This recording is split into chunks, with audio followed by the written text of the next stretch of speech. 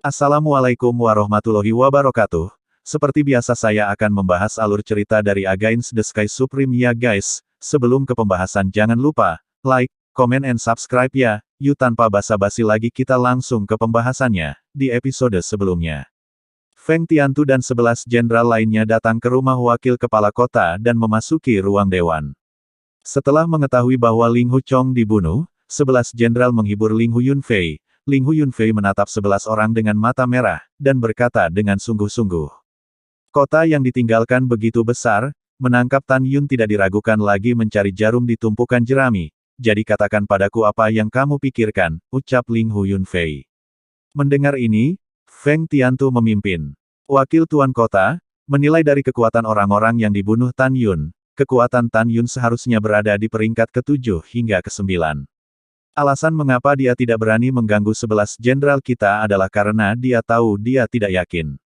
Jika Tan Yun benar-benar kuat di alam suci Kaisar, hanya ada 11 orang di bawah komandonya. Wakil Tuan Kota, kamu adalah lawannya.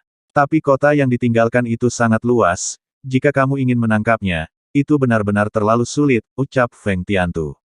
Mendengar ini, Ling Hu Yunfei dengan marah menunjuk ke arah Tiantu. Apa yang kamu katakan tidak semuanya omong kosong, aku ingin kamu memberitahuku bahwa rencana untuk menangkap Tan Yun bukan untuk kamu omong kosong. Ucap dari Ling Hu Yunfei. Feng Tiantu dimarahi sampai berdarah dan berhenti bicara. Hal yang sama berlaku untuk 10 jenderal lainnya. Bukannya mereka tidak ingin mengatakannya, tetapi sebenarnya tidak ada rencana yang bagus.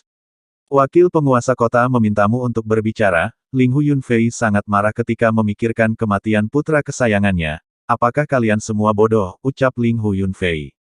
Pada saat ini, seorang laksamana bernama Seng Wenze menggigit kepalanya dan berkata, Wakil Tuan Kota, jika Tuan Kota dan 20 jenderal lainnya ada di sini, kita dapat bergabung untuk melepaskan rasa keabadian, dan menggunakan sangkar untuk mengepung dan membunuh Tan Yun. 4 miliar orang menemukan Tan Yun di antara yang abadi tidak diragukan lagi adalah jarum di tumpukan jerami, ucap Seng Wenze. Ketika para jenderal lain mendengar ini, mereka semua setuju. Apakah benar-benar tidak ada cara lain? Ling Hu Yunfei berkata dengan enggan, kalian semua adalah orang-orang pintar, kamu harus bisa menebak tujuan Tan Yun menyusup ke kota yang ditinggalkan. Sekarang penguasa kota memimpin 20 jenderal pergi ke menyerang Suanyuan Xiancheng, dan Tan Yun, sebagai laksamana pertahanan Suanyuan Xiancheng, tidak tinggal di Suanyuan Xiancheng, tetapi datang ke sini. Tujuannya adalah untuk memaksa penguasa kota kita mundur, ucap Ling Hu Yunfei. Pada saat ini, pengurus rumah tangga Jiahe melangkah ke ruang diskusi, dia membungkuk dan berkata, Wakil Tuan Kota telah mengirim seseorang kembali untuk membawa surat itu, dan orang itu ada di luar aula, ucap Jiahe. Biarkan dia masuk, kata Ling Hu Yunfei. Budak tua patuh, setelah Jiahe mengambil perintah, dia memerintahkan orang itu untuk masuk, orang itu dengan cepat memasuki aula dewan dengan seorang jenderal abadi. Saat ini, seorang jenderal abadi berkata dengan hormat, Wakil Tuan Kota meminta bawahannya untuk memberitahu Anda bahwa formasi pertahanan Suanyuan Xiancheng sangat kuat, dan jika tidak ada orang selama beberapa tahun, Suanyuan Xiancheng tidak dapat dihancurkan. Xiancheng mengundang 1 atau 2 orang kuat dari alam suci Kaisar untuk pergi memperkuat formasi, ucap jenderal itu. Mendengar ini, Ling Hu Yunfei mengerutkan kening dan berkata, Wakil penguasa kota ini tahu, Anda akan menunggu di luar aula dulu. Sebelum Ling Hu Yunfei selesai berbicara, tiba-tiba, sebuah suara panik terdengar dari luar aula, Wakil Tuan Kota, sesuatu telah terjadi, ucap suara itu. Mengikuti suara panik, seorang jenderal abadi bergegas ke aula dengan berkeringat deras. Ada apa? Ucap Ling Hu Yunfei bangkit dari kursinya, dia sangat kesal. Lapor kepada wakil penguasa kota, jenderal abadi berkata dengan gemetar, 2 jam yang lalu, lebih dari 10.000 orang di rumah penguasa kota semuanya dibunuh oleh Tan Yun, ucap suara itu. Begitu kata-kata ini keluar, semua orang di aula bisa menyemburkan api dari mata mereka.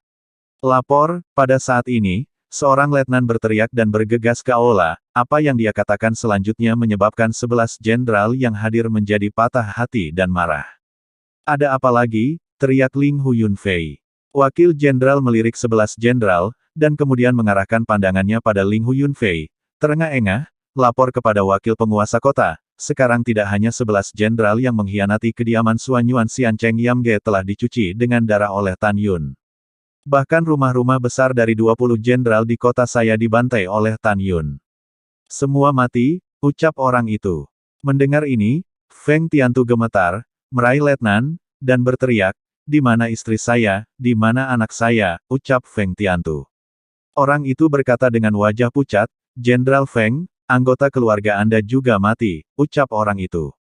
Berita kematian kerabat Anda tidak kurang dari 5 guntur bagi Feng Tiantu.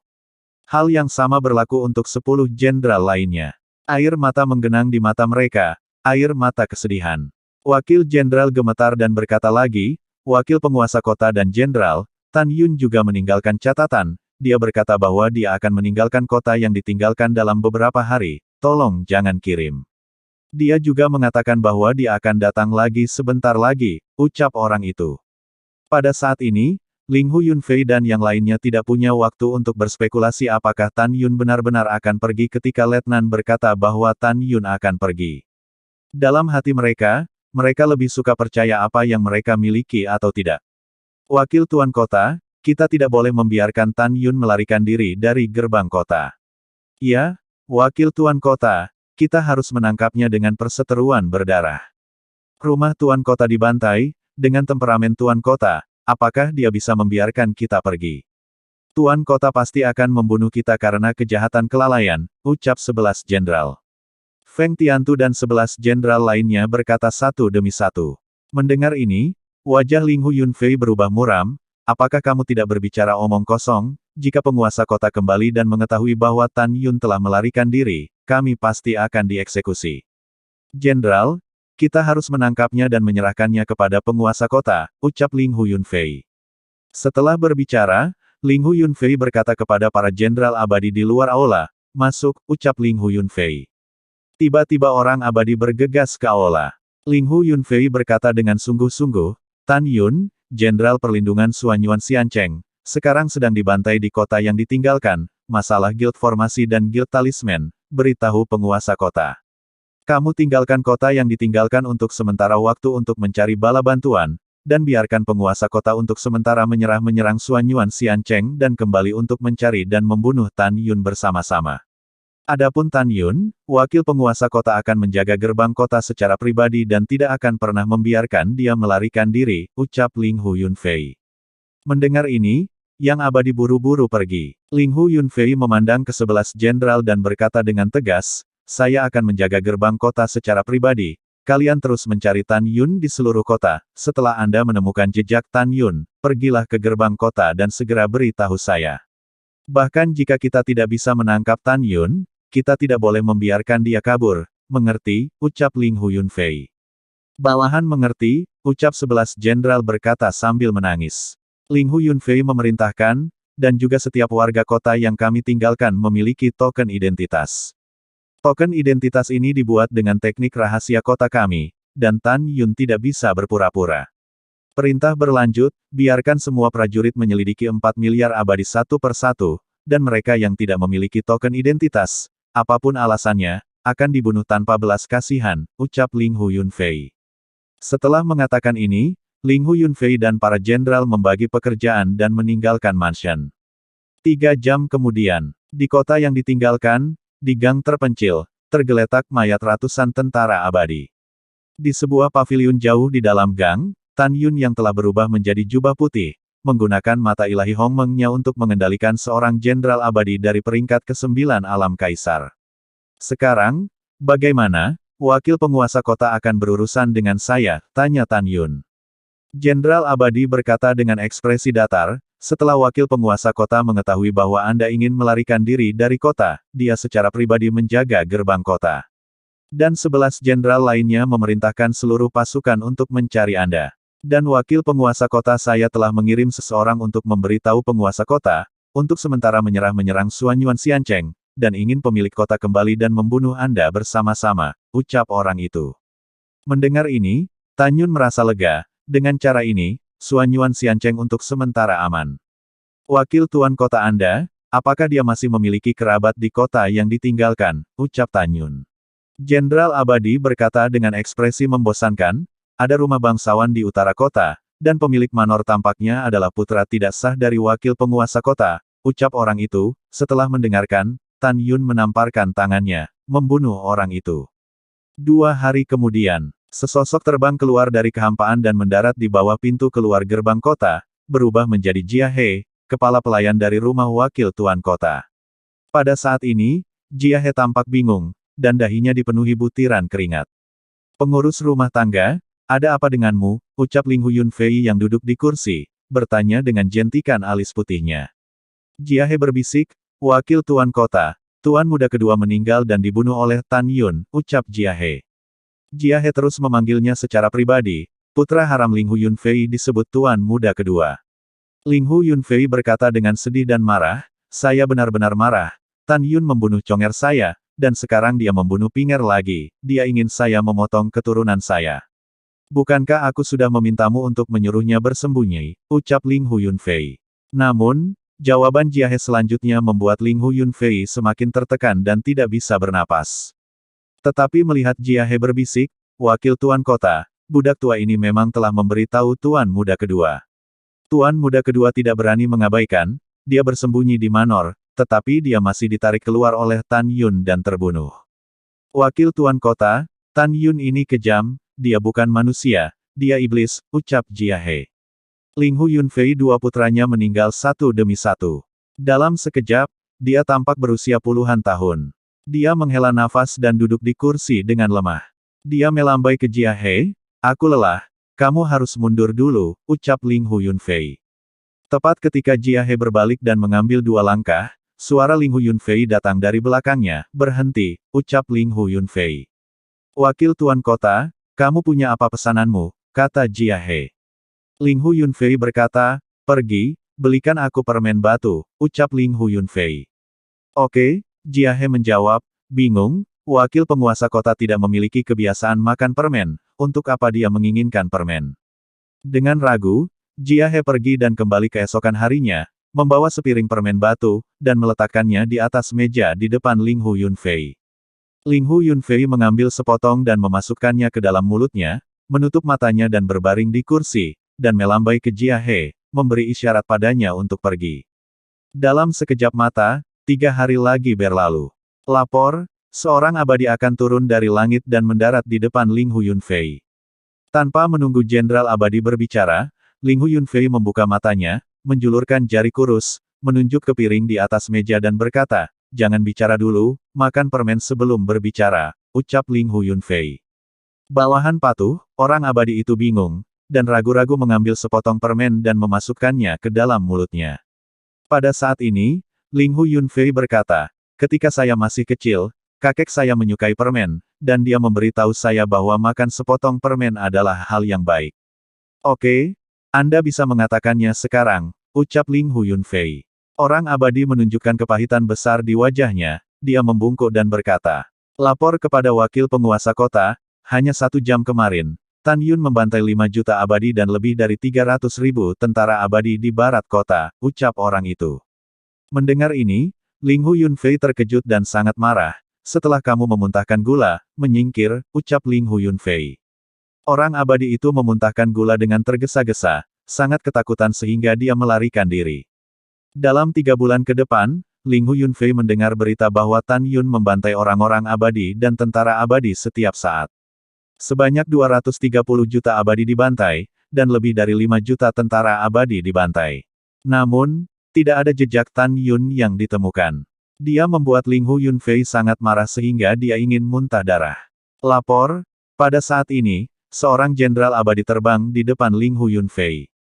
Sebelum jenderal abadi dapat berbicara, Ling Huyun Fei meraung dengan marah, ada apa, katakan lagi, berapa banyak orang yang Tan Yun bunuh lagi? Apakah kalian semua ember beras, Tan Yun membunuh begitu banyak orang, bahkan menemukan bayangannya saja, kalian tidak dapat menemukannya, ucap Ling Huyun Fei. Jenderal abadi setuju, wakil penguasa kota tenang, kali ini bukan berita buruk, ucap jenderal itu. Bicaralah, ucap Ling Huyun Fei berkata dengan tidak sabar. Jenderal abadi berkata dengan gembira. Kemarin Tan Yun berada di selatan kota, setelah membantai jutaan tentara abadi, dia akhirnya disegel sebagai jenderal dan dikunci dengan akal abadi. Sekarang Jenderal Feng dan Jenderal Zhao mengejar Tan Yun, ucap jenderal itu. Mendengar ini, Ling Hu Yunfei tertawa terbahak-bahak dan berkata, hahaha, oke, hebat. Beritahu wakil penguasa kota ini, ke arah mana Tan Yun melarikan diri, ucap Ling Hu Yunfei. Jenderal Abadi berkata dengan hormat, Tan Yun melarikan diri sampai ke selatan Ngarai Bibo, ucap Jenderal Abadi. Oke, bagus. Ling Hu Yunfei menyeringai. Kamu segera biarkan Jenderal Seng Wenze dan jenderal lainnya datang untuk menjaga gerbang kota. Wakil kota ini terutama akan memburu Tan Yun secara langsung, ucap Ling Hu Yunfei. Segera setelah dia selesai berbicara, Ling Hu Yunfei naik ke langit dan menembak ke arah langit selatan. Memikirkan kematian putranya dan anak haramnya, Ling Hu Yunfei tidak sabar untuk makan daging Tan Yun, dan minum darah Tan Yun. Pada saat yang sama, di kota terbengkalai, di pegunungan luas di selatan, 3 sinar cahaya mengejar satu demi satu. Sinar putih di garis depan adalah Tan Yun dalam jubah putih. 500 balok ada di belakangnya. Di dalam dan di luar peri, 2 balok hitam adalah Feng Tiantu dan Zhao Nachuan yang mengenakan baju besi hitam legam. Feng Tiantu dan Zhao Nachuan adalah kultivator dari peringkat ke-11 Kaisar Suci. Saat jarak semakin dekat, Tan Yun terus melakukan langkah ilahi Hongmeng, dan detak jantungnya berdebar kencang. Tan Yun yang berada di peringkat ke-8 alam Kaisar, tidak bisa melihat ranah mereka, jadi Tan Yun tahu bahwa mereka berdua adalah kultivator atas tingkat ke-8 dari Kaisar Alam Suci. Ekspresi Tan Yun sungguh-sungguh, dan dia berpikir dalam hati, keduanya terbang dengan kecepatan yang sama, bahkan jika saya menggunakan langkah ilahi Hongmeng, itu akan menjadi masalah waktu sebelum mereka menyusul. Meskipun alam Subing adalah yang tertinggi, kekuatannya tidak sebaik aku, dia tidak bisa membantuku sama sekali. Keduanya tidak mengaktifkan senjata sihir terbang, dilihat dari kecepatan terbang keduanya. Itu adalah urutan ke-11 atau ke-12 dari alam suci Kaisar. Jika keduanya berada di peringkat ke-11, aku akan mati seumur hidup, itu akan menjadi pertempuran yang sengit, tetapi jika kalian berdua berada di peringkat ke-12 alam Kaisar Suci, maka aku pasti akan mati, ucap Tan Yun di dalam hatinya. Tan Yun tahu dengan jelas bahwa dia menghadapi 2 jenderal Kaisar Alam Suci dan bersembunyi di waktu dan ruang perisanto terbaik di menara, itu tidak membantu sama sekali. Seperti yang kita semua tahu, alam abadi menjadi dewa dibagi menjadi alam hukuman, alam pemurnian, alam Kaisar, alam suci Kaisar, alam Kaisar, alam Kaisar, dan alam Kaisar. Dan klasifikasi senjata sihir di dunia abadi adalah artefak abadi, artefak mulia abadi, artefak suci abadi, artefak sub Dao, artefak Dao, artefak sub ilahi. Kultivator dari alam suci Kaisar semuanya dapat merangsang kekuatan artefak sub suci, dan memiliki kemampuan untuk menghancurkan kekuatan artefak suci abadi terbaik. Jika Tan Yun bersembunyi di menara suci abadi ruang dan waktu terbaik sendirian, maka menara itu pasti akan hancur. Tepat ketika Tan Yun memikirkannya, wajah tua Feng Tiantu yang keriput dipenuhi dengan warna yang ganas. Tan Yun, dasar bajingan, kamu membunuh seluruh keluargaku, aku ingin kamu mati, ucap Feng Tiantu. Zhao Nachuan menggeram seperti guntur, itu meledak ke langit, menyebabkan binatang abadi dan binatang abadi di hutan di bawah menggigil di tanah. Anda tidak dapat melarikan diri, setelah saya menyusul Anda, saya, Zhao Nachuan, pasti akan merobek Anda dari otot Anda dan hancurkan tulangmu menjadi abu, ucap Zhao Nachuan.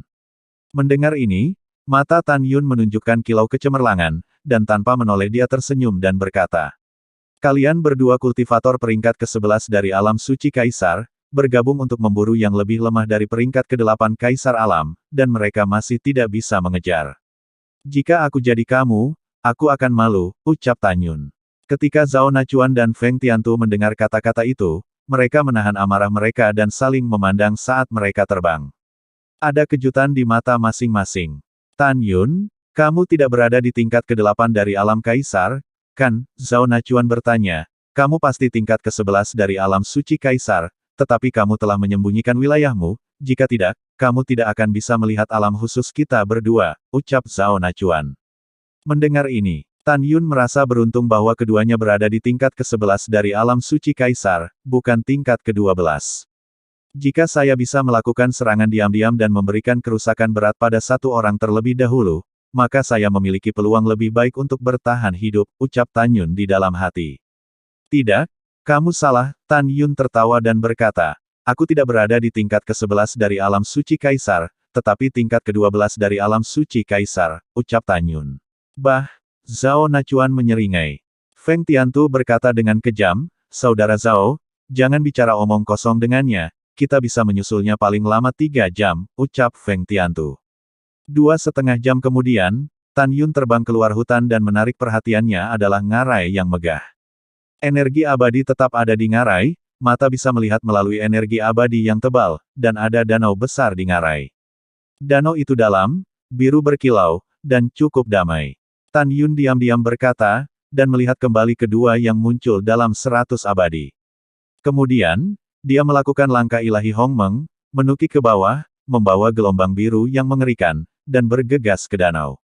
Segera setelah itu, Tan Yun mengorbankan menara suci abadi ruang waktu berkualitas tinggi di telinganya, dan setelah mengebor ke lantai 66, dalam satu pemikiran, menara suci abadi berubah menjadi seukuran debu dan perlahan-lahan tenggelam ke arah dasar danau. Plop, Zhao Nachuan dan Feng Tiantu mengikuti dan bergegas ke danau hijau. Bagaimana dengan dia? Feng Tiantu bertanya dengan bingung. Kenapa kita tidak bisa melihat dia dalam sekejap mata, ucap Feng Tiantu. Zhao Nachuan mengerutkan kening, dan berkata melalui suaranya, danau ini tidak besar, kita hati-hati, dan cari, ucap Zhao Nachuan. Keduanya melepaskan kesadaran abadi mereka, yang langsung menyelimuti seluruh danau. Binatang peri air di danau, setelah merasakan napas kuat keduanya, melayang tanpa bergerak di dalam air, takut itu akan membuat marah keduanya. Pada saat ini, menara suci abadi tertinggi yang seperti debu telah tenggelam ke dalam hutan karang yang terjal di dasar danau. Terumbu karang yang berwarna-warni, beberapa terlihat seperti gua alam raksasa, dan beberapa terlihat seperti bukit. Kesadaran abadi dari kedua orang itu tidak bisa melewati karang dan mengintip pemandangan di dalamnya. Anak ini pasti ada di dalam. Mari kita cari secara terpisah, hati-hati dengan serangan diam-diamnya, ucap Feng Tiantu mengirim transmisi suara kepada Zhao Nachuan. Yah, kamu harus lebih berhati-hati, anak ini bukan lampu hemat bahan bakar, ucap Zhao Nachuan. Setelah transmisi suara Zhao Nachuan, dia mengeluarkan tombak senjata subdao tingkat rendah dan berenang dengan cepat ke karang besar. Feng Tiantu memegang pedang lebar perangkat adao tingkat rendah. Kekuatan kaisar angin melonjak di tubuhnya, dan menghilang di bawah karang. Pada saat ini, di sebuah gua besar di dalam karang setinggi 80 kaki, menara suci abadi ruang waktu tertinggi mendarat di dinding karang yang tidak rata. Di menara suci abadi ruang waktu, Tan Yun memasuki menara Tuoba Yingying, yang sudah merupakan peringkat ke-9 dari alam kaisar.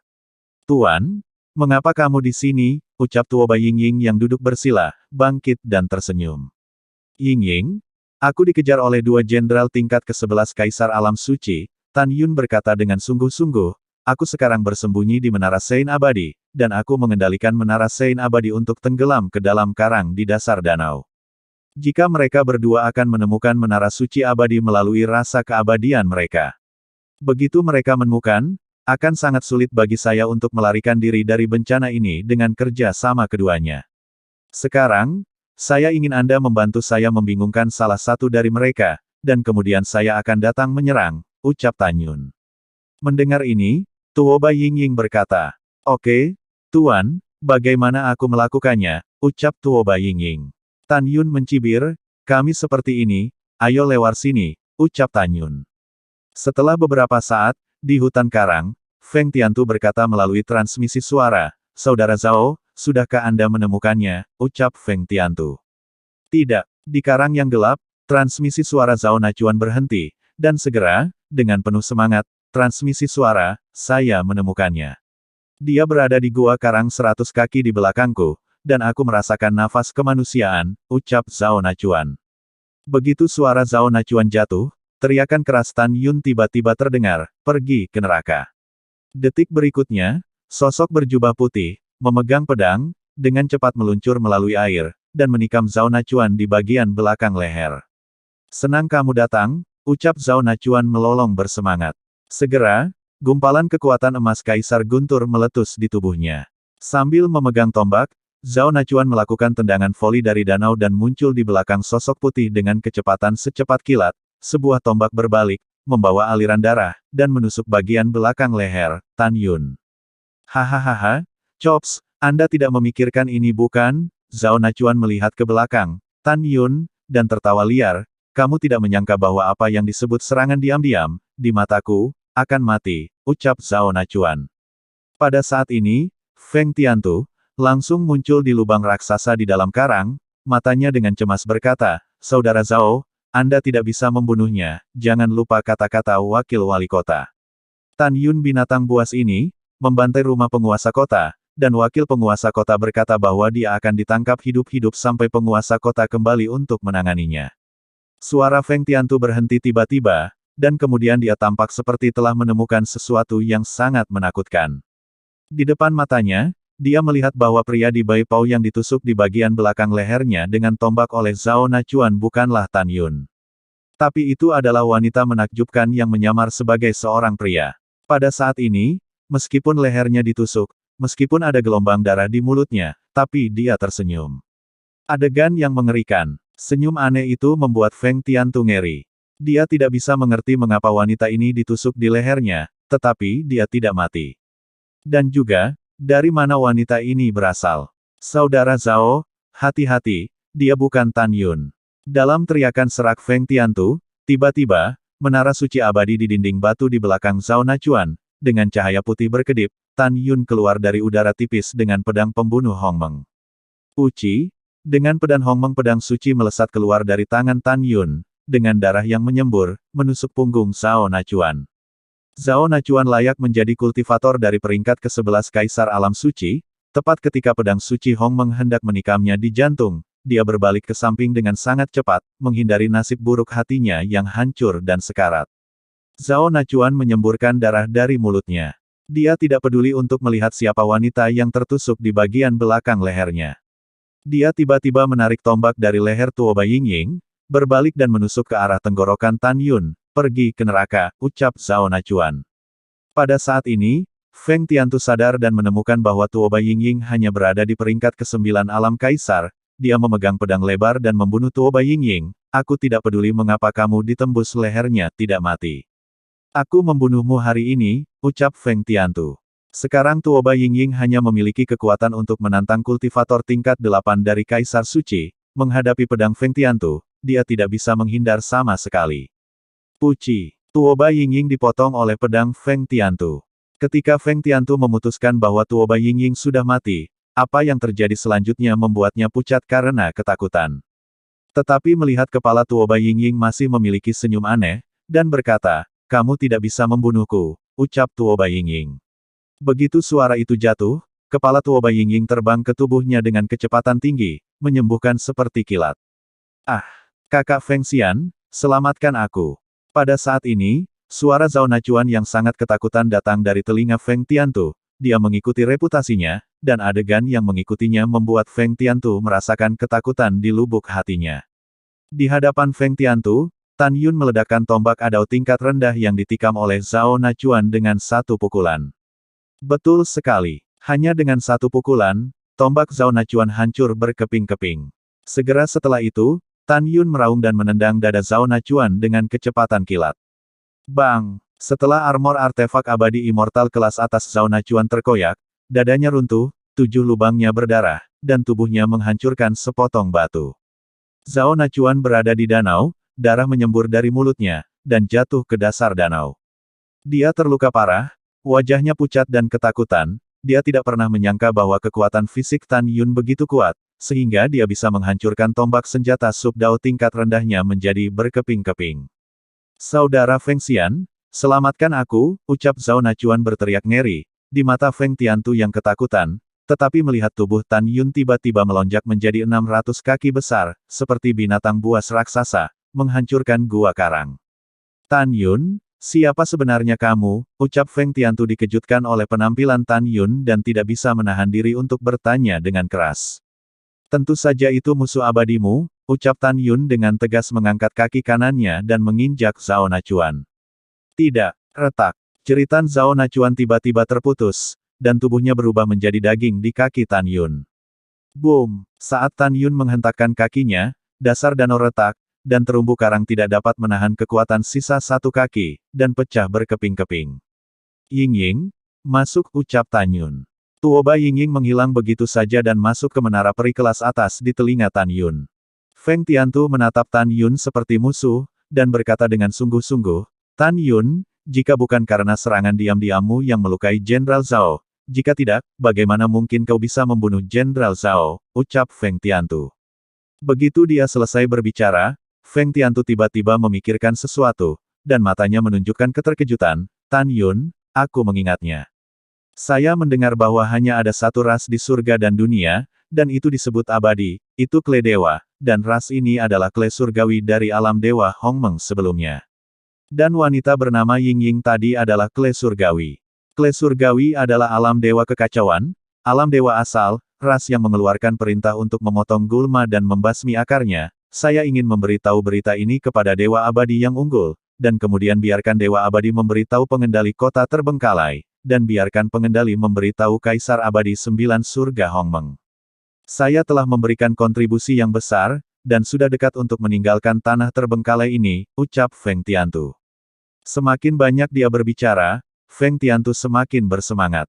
Tan Yun, Laksamana ini tidak akan membunuhmu hari ini, Feng Tiantu menyeringai.